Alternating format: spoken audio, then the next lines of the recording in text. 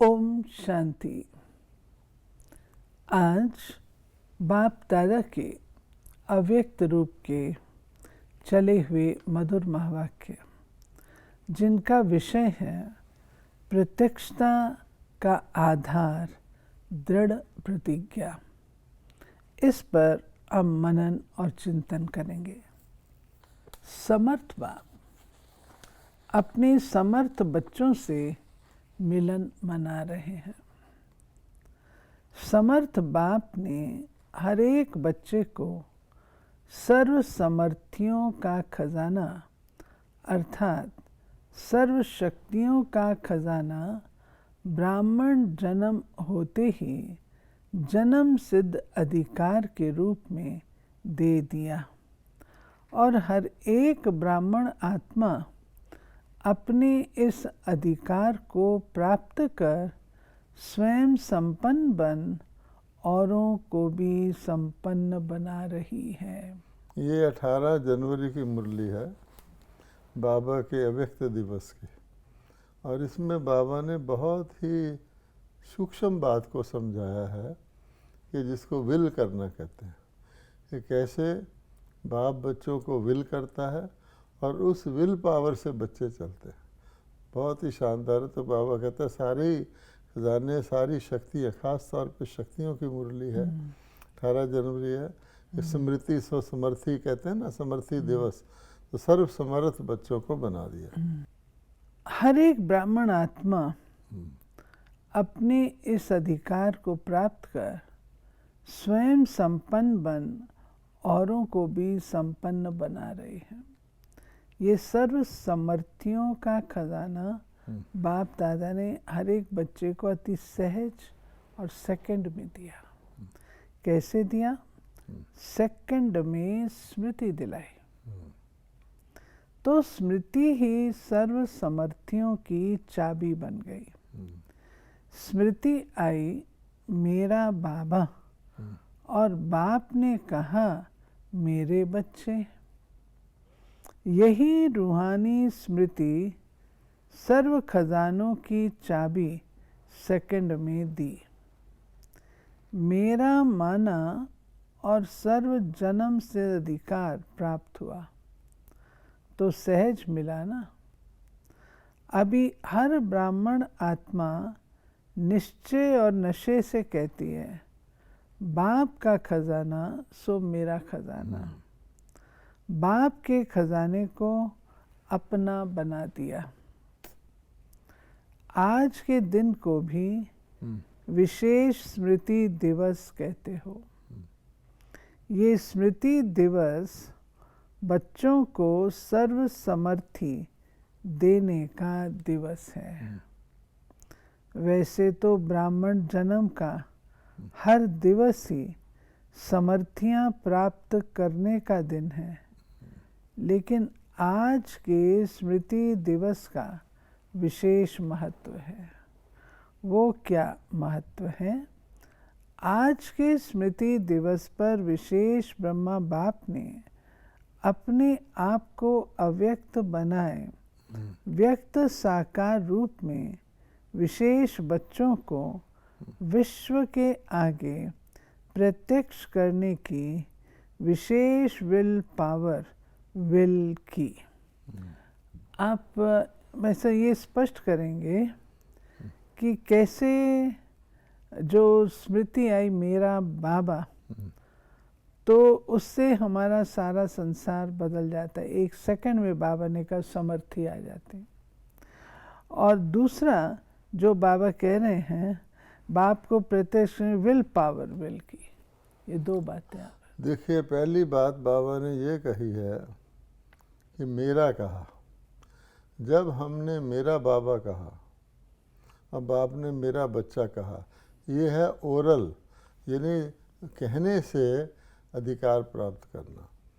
अगर बाप के पास बच्चा जन्म लेता है तो मेरा बाप और मेरा बच्चा हो जाता है ना, तो उस बाप की सारी प्रॉपर्टी का अधिकारी कौन है?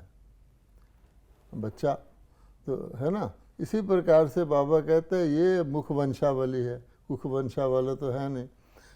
सिंपल करने के लिए एक नारी का पति जब उनकी शादी होती है तो नारी कहती है मेरा पति, वो कहता है मेरी पत्नी, तो सारी प्रॉपर्टी की अधिकारी बन जाती है ना।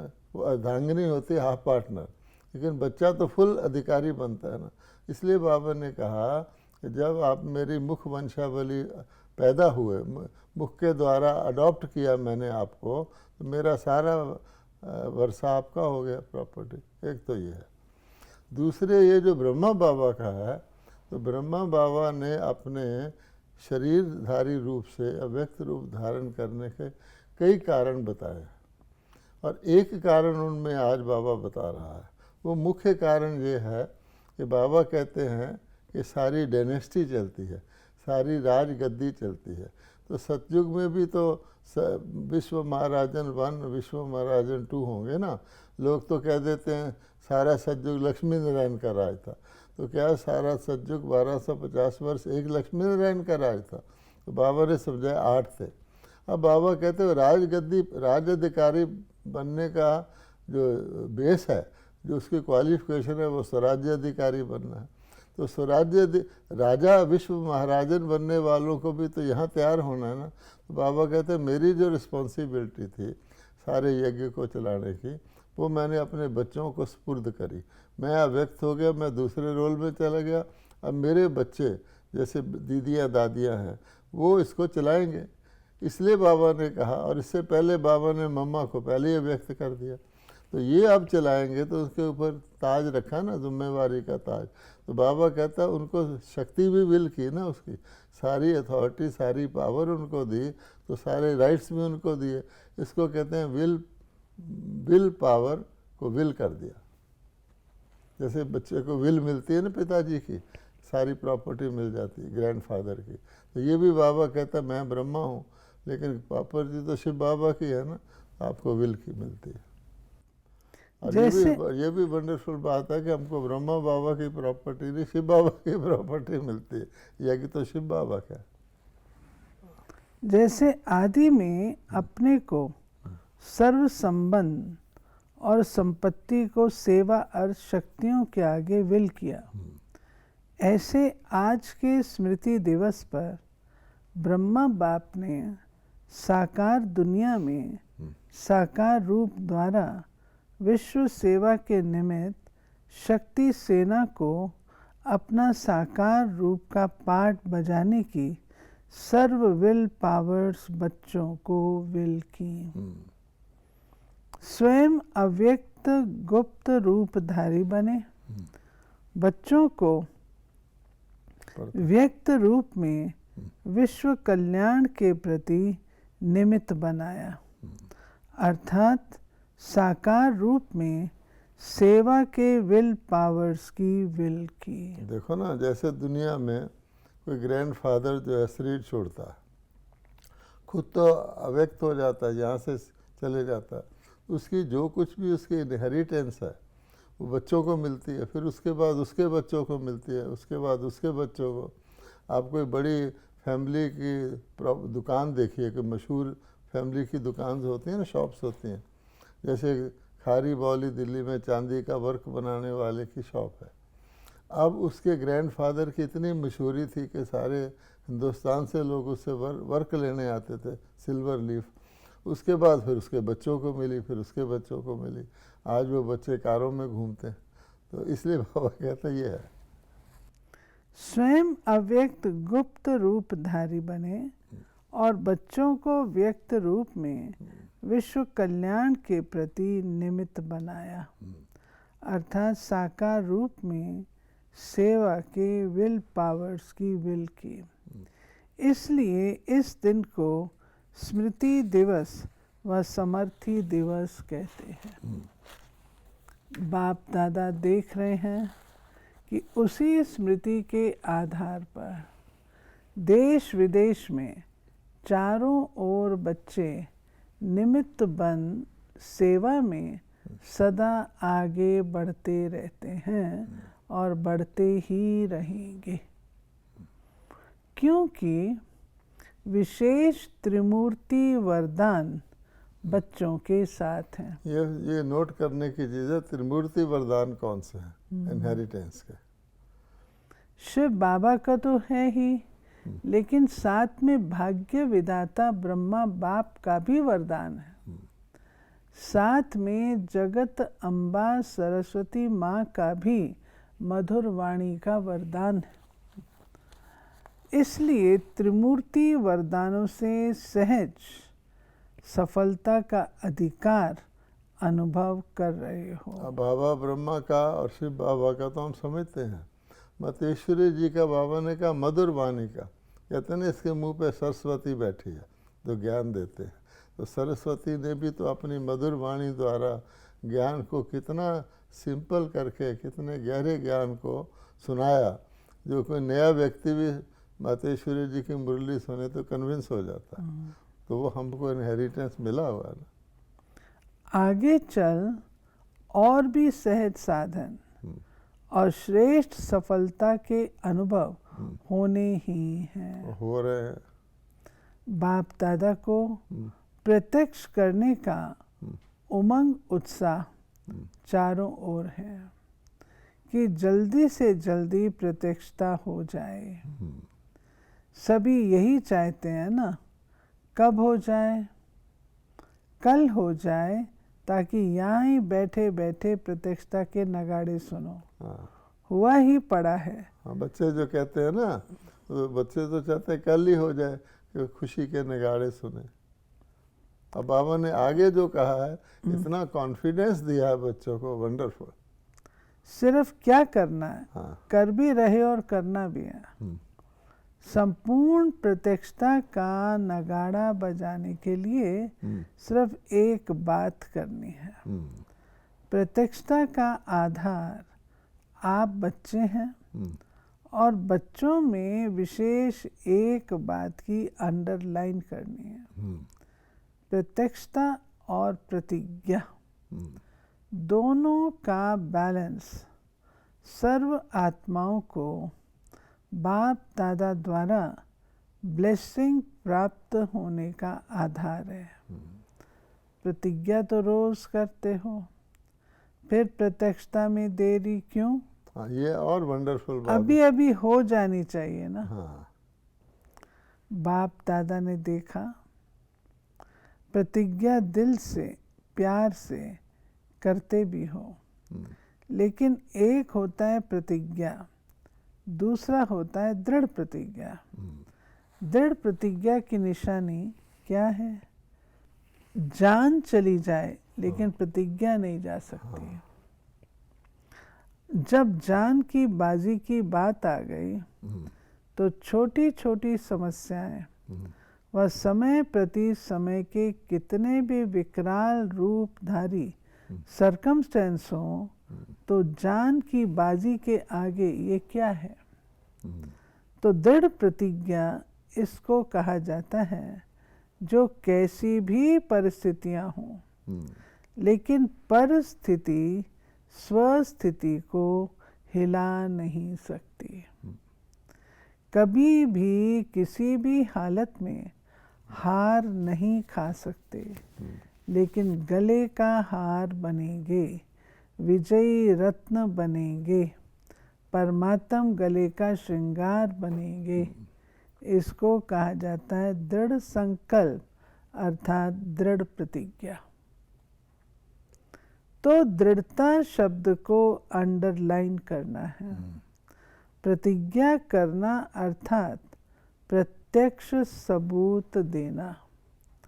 लेकिन कभी कभी कई बच्चे प्रतिज्ञा भी करते, लेकिन साथ में एक खेल भी बहुत अच्छा करते हैं। जब कोई समस्या व सरकमस्टेंस होता तो प्रतिज्ञा को कमज़ोर बनाने का कारण होता। उस कारण को निवारण करने के बजाय बहानेबाजी का खेल बहुत करते हैं। इसमें बहुत होशियार है। बहानेबाजी की निशानी क्या होती है? ये जो बाबा ने कहा है दृढ़ता, प्रतिज्ञा और दृढ़ प्रतिज्ञा, तो कभी परिस्थिति के कारण बाबा कहते हैं स्वस्थिति हिल जाती है। वो दृढ़ नहीं है। दोनों में अंतर क्या? प्रतिज्ञा देखिए, यही बाबा ने कहा कि एक होती प्रतिज्ञा, वो तो हमने कर रखी, सब ब्रह्मा कुमार कुमारियों ने, अपने को भी बदलेंगे, दुनिया को भी बदलेगी। लेकिन बाबा कहता है फिर अगर इतनी प्रतिज्ञा कर रखी है तो होता क्यों नहीं? तो बाबा ने कहा उसका एक कारण है। एक होती प्रतिज्ञा, एक होती दृढ़। तो दृढ़ में बाबा ने एक्सप्लेन किया है कि जान की बाजी लगाना। जो व्यक्ति हथेली पर जान लेके चलता है वो किसी चीज़ की उसको परवाह नहीं होती। तो वो कहता है प्राण चले जाएंगे, वचन नहीं जाएगा, है ना। ये तो त्रेता युग वाले के लिए भगवान ने कहा। तो इसलिए कि जो व्यक्ति अपनी जान देने को तैयार है उससे ज़्यादा तो कोई चीज़ होती नहीं ना। उसके आगे कोई विघ्न वगैरह, कोई प्रकार के सरकमस्टांस, रुकावट कुछ नहीं। जैसे मान लीजिए एक टेररिस्ट को ले लो। टेररिस्ट डिटरमिन्ड है, उसने कसम खाई हुई है, टेररिस्ट जान देने को तैयार रहता है। आपको पता है कि अपने शरीर में बम बांध लेते हैं कि बहुत खतरनाक परिस्थिति आएगी तो बम फोड़ के अपने को ख़त्म कर देंगे, किसी से पकड़े नहीं जाएंगे। और बम शरीर पर बांध के ह्यूमन बम बन के दूसरे का नुकसान भी करते हैं। लेकिन वो इतने स्ट्रांग होते हैं, उनको अपनी जान की परवाह नहीं होती। तो जो दूसरे की टेरिटरी में जाके, उसके एरिया में जाकर रूप बदल कर पकड़े जाने का हर वक्त खतरा, मर के तो आते ही हैं। तो जो व्यक्ति मरने मिटने को तैयार हो वो किसी को विघ्न को नहीं मिटाएगा, ये भाव है। तो बाबा कहते हैं, जैसे बाबा परवाने का भी मिसाल देता है कि परवाने होते हैं, बताओ तुम्हें क्या तकलीफ है कि तुम जा कर के क्षमा के ऊपर जल के अपनी जान दे दो। अब बाबा कहते हो देते हैं। अब उनको क्या मिलता है आप सोचिए कि किसी को कहा जाके आग में गिर जा और मर जा, तो कुछ उन्होंने ठानी होती है ना। और कई होते हैं घूमते हैं क्षमा के गिरद, सोते हैं बड़ा सेक लग रहा है वापस आ जाओ। वो हो गई प्रतिज्ञा। वो कैटेगरी एक ही है, परवाने हैं। लेकिन जिसको मरने की परवाह ना हो वो परवाना है। तो बाबा बता रहे हैं बहानेबाजी की निशानी। कहेंगे ऐसे नहीं था, ऐसा था, ऐसा नहीं होता तो वैसा नहीं होता, इसने ऐसे किया, सरकमस्टेंस ऐसा था, बात ऐसी थी। तो ऐसा और वैसा ये भाषा बहानेबाजी की है। दृढ़ प्रतिज्ञा की भाषा है, ऐसा हो व वैसा हो, लेकिन मुझे बाप जैसा बनना है, मुझे बनना है, दूसरों को मेरे को नहीं बनाना है, मुझे बनना है। दूसरे ऐसे करें तो मैं अच्छा रहूं, दूसरा सहयोग दे तो मैं संपन्न व संपूर्ण बनूं, नहीं। इस लेने के बजाय मास्टर दाता बन सहयोग, स्नेह, सहानुभूति देना ही लेना है। याद रखना, ब्राह्मण जीवन का अर्थ ही है, देना ही लेना है, देने में ही लेना है। इसलिए दृढ़ प्रतिज्ञा का आधार है स्व को देखना, स्व को बदलना, स्वमान में रहना। स्वमान है ही मास्टर दातापन का। इस अव्यक्त वर्ष में क्या करेंगे? मधुबन में प्रतिज्ञा करके जाएंगे और वहाँ जाके बहानेबाजी का खेल करेंगे। यानी बाबा ने इसमें मरने मारने की बात कही है कि ऐसी आत्मा जो ये प्रण कर ले कि हमने तो एक ही, सारी दुनिया में हमारा एक ही लक्ष्य है, स्वयं को बनना है और बाबा को प्रत्यक्ष करना है। यही आदि रत्नों की बात है ना। बाबा ने ये जो बात कही, मुझे, मैं अच्छा रहूं, दूसरा सहयोग दे तो मैं संपन्न संपूर्ण बनूं, नहीं। लेने के बजाय मास्टर दाता बन सहयोग, स्नेह, सहानुभूति देना ही लेना है। अब ये देखो ना कि जो रॉयल प्रकार के पुरुषार्थी होते हैं, बाबा ने कहा वो पहले साधन मांगते हैं, ये साधन दो, ये साधन दो, तब मैं साधना करूँगा। जो साधना करने वाला होता है वो साधन नहीं मांगता, साधन उसके आगे अपने आप आ जाते हैं, आए ना आए उसको परवाह नहीं। तब बाबा ने कहा कि लेना नहीं है, देना है। ठीक है, देने में लेना है। तो जो मांग रहा है कि मैं ये सेवा करने को तैयार हूँ, कृपया मुझे पर्चे छपवा दीजिए, या कृपया मुझे कोई वाहन दे दीजिए, मैं सेवा कर रहा हूँ, या कृपया मुझे ये कर दीजिए, तो मांग रहा है ना, लेने की चीज़ कर रहा है। तो बाबा कहते हैं देने में लेना है, ब्राह्मण का असूल है। तो वो स्नेह देगा, सहानुभूति देगा, सहयोग, उसको आपे मिल जाएगा। प्रतिज्ञा दृढ़ होने के बजाय कमज़ोर होने का व प्रतिज्ञा में लूज होने का एक ही मूल कारण है। ये बाबा ने पहले भी एक मुरली में कहा था, आज उसको फिर कह रहे हैं कि प्रतिज्ञा, दृढ़ प्रतिज्ञा क्यों कम होती है। दृढ़ प्रतिज्ञा वाला तो पार हो गया, लेकिन प्रतिज्ञा आप करी, वो प्रतिज्ञा भी तो बड़ी चीज़ है ना। तो वो प्रतिज्ञा लूज कैसे होती है, ढीली कैसे होती है, उसका कारण बताया। जैसे कितनी भी बड़ी मशीनरी हो, एक छोटा सा स्क्रू भी लूज हो जाता है तो सारी मशीन को बेकार कर देता है। वैसे प्रतिज्ञा को पूरा करने के लिए प्लान बहुत अच्छे बनाते हो, पुरुषार्थ भी बहुत अच्छा करते हो, लेकिन पुरुषार्थ व प्लान को कमज़ोर करने का स्क्रू एक ही है, अलबेलापन। वो भिन्न भिन्न रूप में आता है और सदा नए नए रूप में आता है, पुराने रूप में नहीं आता। उसको तरीका आता है कि मेरा पुराना रूप तो ये पहचान लेंगे, अलबेलापन क्या होता है। तो जैसे परीक्षा एग्ज़ाम भी हर साल नया आता है, इसी प्रकार से रूप बदल के आता। और ये तो जो बाबा ने है ना पुरजा, बाबा के आगे बच्चे बहुत हिम्मत रख के बिल्कुल अच्छा दिल से निश्चय करके दृढ़ बिना किसी संशय के जाते हैं कि बाबा हम बनेंगे। तो बाबा मुस्कुराता है। बाबा को पता है इस वक्त तो मशीनरी ठीक है, आगे जाके एक पुर्जा इसका ढीला हो गया तो ऐसा जो ये हिम्मत दिखा रहा है, बाकी चीज़ सब बेकार है। अर्थात हमें 100% वाटर टाइट या एयर टाइट रखना है। जैसे प्रेशर कुकर होता है, उसमें ज़रा सा भी छेद हो जाए तो हवा उसमें भरती नहीं। तो ये जो चीज़ है दृढ़ प्रतिज्ञा, चारों तरफ से टाइट करना, एक भी स्क्रू छोटा भी लूज ना हो। हम बड़े बड़े स्क्रू टाइट कर लेते हैं, उसको देखते रहते हैं, नीचे से एक छोटा सा ढीला हो जाता है, हम समझे तो छोटा सा है, वही ले डूबता है कश्ती को। तो लेकिन पुरुषार्थ प्लान को कमज़ोर करने का स्क्रू एक ही है, अलबेलापन। वो भिन्न भिन्न रूप में आता और सदा नए नए रूप में आता, पुराने रूप में नहीं। इस अलबेलेपन के लूज स्क्रू को टाइट करो।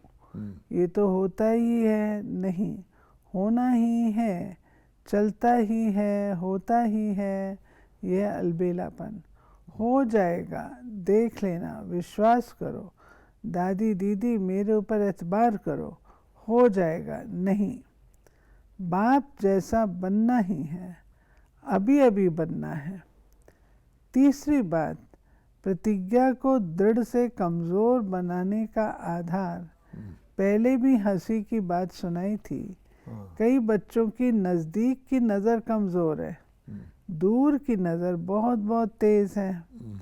नज़दीक की नज़र है स्व को देखना, स्व को बदलना। दूर की नज़र है दूसरों को देखना, उसमें भी कमज़ोरियों को देखना, विशेषता को नहीं। दूर की नज़र भी है, विशेषताएं भी तो दिख सकती है। बाबा कहता नहीं सिर्फ नज़र दूर की तेज नहीं, कमज़ोरियाँ देखने वाली नज़र तेज। बड़े बड़े भी ऐसे करते हैं, हम तो हैं ही छोटे। तो दूर की कमज़ोरी देखने की नज़र धोखा दे देती है। इस कारण प्रतिज्ञा को प्रैक्टिकल में ला नहीं सकते। समझा कारण क्या है?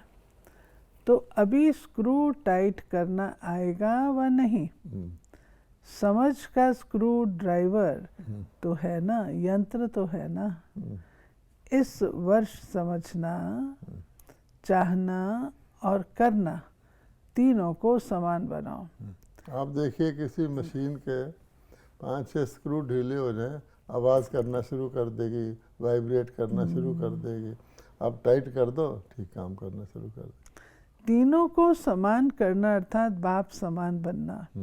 अगर बाप दादा कहेंगे सभी लिखकर 2 सेकंड में लिखेंगे, चिटकी पर लिखना कोई बड़ी बात नहीं, मस्तक पर दृढ़ संकल्प की स्याही से लिख दो। लिखना आता है ना, मस्तक पर लिखना आता है या सिर्फ चिटकी पर लिखना आता है? सभी ने लिखा पक्का, कच्चा तो नहीं जो 2 दिन में मिट जाए। करना ही है, जान चली जाए लेकिन प्रतिज्ञा नहीं जाए। ऐसा दृढ़ संकल्प ही बाप समान सहज बनाएगा। नहीं तो कभी मेहनत कभी मोहब्बत, इसी खेल में चलते रहेंगे। आज के दिन देश विदेश के सभी बच्चे तन से वहाँ हैं लेकिन मन से मधुबन में हैं। इससे सभी बच्चों के स्मृति दिवस के अलौकिक अनुभव में बाप दादा ने देखा, अच्छे अच्छे अनुभव किए हैं, सेवा भी की है। अलौकिक अनुभवों की और सेवा की हर एक बच्चे को मुबारक दे रहे हैं। सबके शुद्ध संकल्प, मीठी मीठी रूह रिहान, प्रेम के मोतियों की मालाएं बाप दादा के पास पहुंच गई हैं। रिटर्न में बाप दादा भी स्नेह की माला सभी बच्चों के गले में डाल रहे हैं। ये मोतियों की माला कौन सी है? हर एक बच्चा अपने अपने नाम से विशेष याद प्यार स्वीकार करना। बाप दादा के पास रूहानी वायरलेस सेट इतना पावरफुल है जो एक ही समय पर अनेक बच्चों के दिल का आवाज़ पहुंच जाता है। ना सिर्फ आवाज़ लेकिन सभी की स्नेही मूर्त भी इमर्ज हो जाती है। इससे सभी को सम्मुख देख विशेष याद प्यार दे रहे हैं। अच्छा, सर्व समर्थ आत्माओं को, सर्व दृढ़ प्रतिज्ञा प्रत्यक्षता का बैलेंस रखने वाली श्रेष्ठ आत्माओं को सदा समझना, चाहना और करना, तीनों को समान बनाने वाले बाप समान बच्चों को, सदा समस्याओं को हार खिलाने वाले परमात्म गले का हार बनने वाले विजयी रत्नों को समर्थ बाप दादा का याद प्यार और नमस्ते।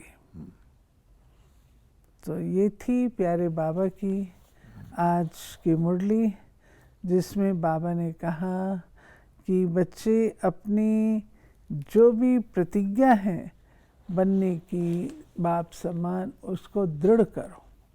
दृढ़ता ही सफलता का साधन है। ओम शांति।